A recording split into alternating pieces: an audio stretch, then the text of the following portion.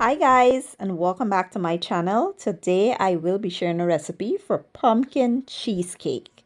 This is another holiday recipe, and to get started, here are the ingredients I will be using. Here I have my cream cheese already at room temperature. I have some eggs, graham crackers, melted butter, brown sugar. I have some more brown sugar with granulated sugar. I also have some pumpkin puree. I'll be using some sour cream.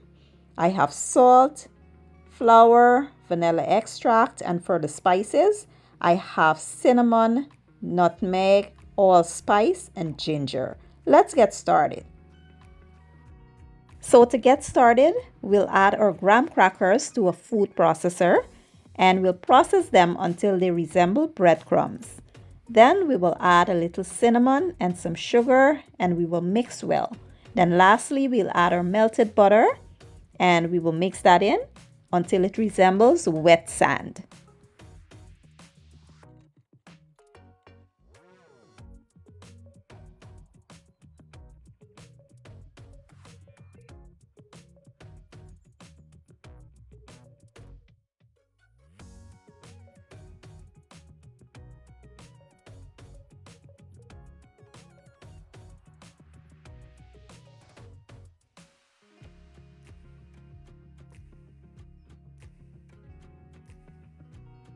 So here I have a 6-inch springform baking pan and I will add the mixture to that, and we will try our best to get this as smooth as possible while making it as level as possible. So we will level it and then smooth it out. I will be using, I think this is a part of my biscuit cutter, just to flatten it out, and then I will place this in a 350-degree oven for about 10 minutes. Then we'll remove it and get started on our, cheesecake.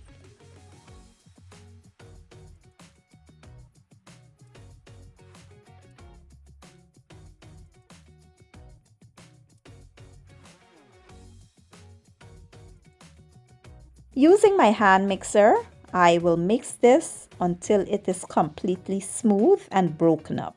You want to loosen it up a bit. So we will mix it first, then we'll start adding the rest of our ingredients. Next, we'll add our sugar and our salt, and we'll mix until it's fully combined.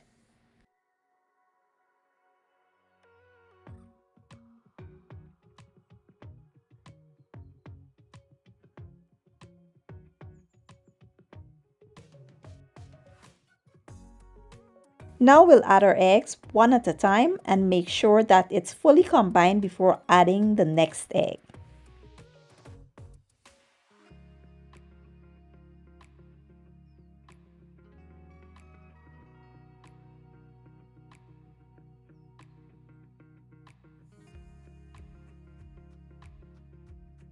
Next, we'll add our flour, but we'll sift it in so that it becomes nice and smooth and our batter doesn't have any lumps. Then we'll go ahead and add our sour cream, pumpkin puree. We'll add our spices and vanilla extract. We'll mix until it is well combined. You don't want any lumps or any pieces of cream cheese or anything. You want this batter to be completely smooth. So mix until it is smooth, and then we will move on to the next step.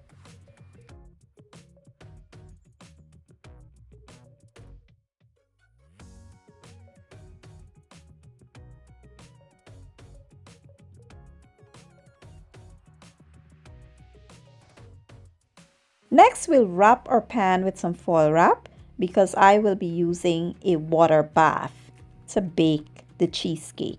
So you don't want any water seeping into your cake pan by accident. So to be on the safe side, we will just, cover up our pan with some foil wrap. Then we will add our batter to the pan. Then we'll place the pan into another pan and we'll add some hot water. We will place this in a 350-degree oven for about 1 hour. This is a small cheesecake. But if you're making a bigger cheesecake, you might need more time in the oven. I can leave the measurements for both this one and a full cheesecake. So, in case you guys want to try to make a full one, you have the measurements for both.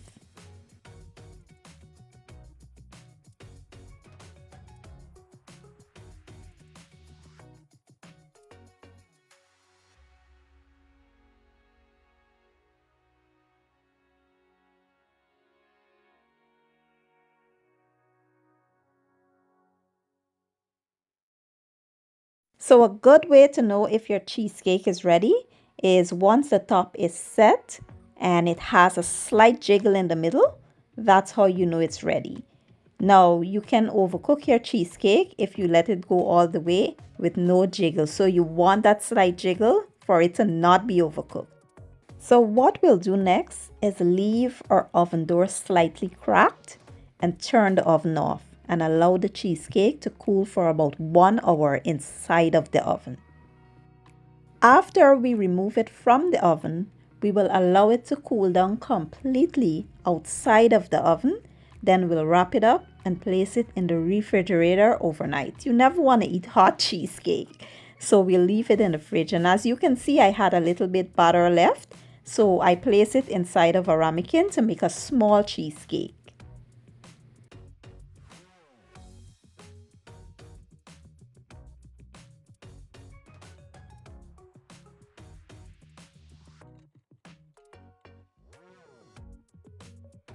So fast forward to the next day, I have some powdered sugar, some heavy whipping cream and vanilla extract. We'll make some whipped cream for the cheesecake. It's super simple to make. Just add the ingredients to a bowl and whip it until it stiff peaks.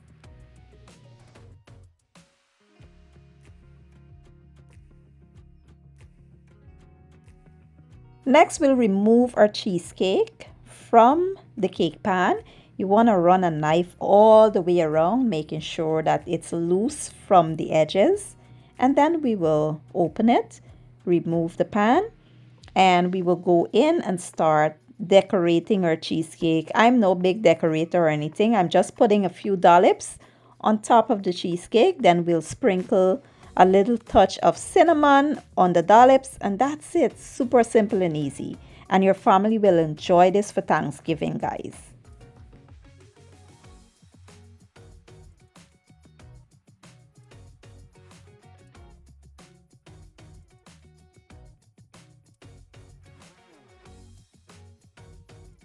And now for the good part, let's just slice this and see what it looks like on the inside.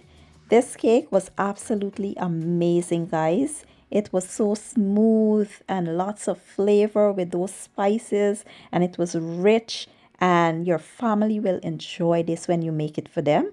I hope you guys give the recipe a try, and if you enjoyed this video, please give it a thumbs up, share it, leave a comment down below, and don't forget to hit the subscribe button for me. I will be leaving all my ingredients and measurements down in the description box, and I'll see you guys in my next video. Have a good day and enjoy!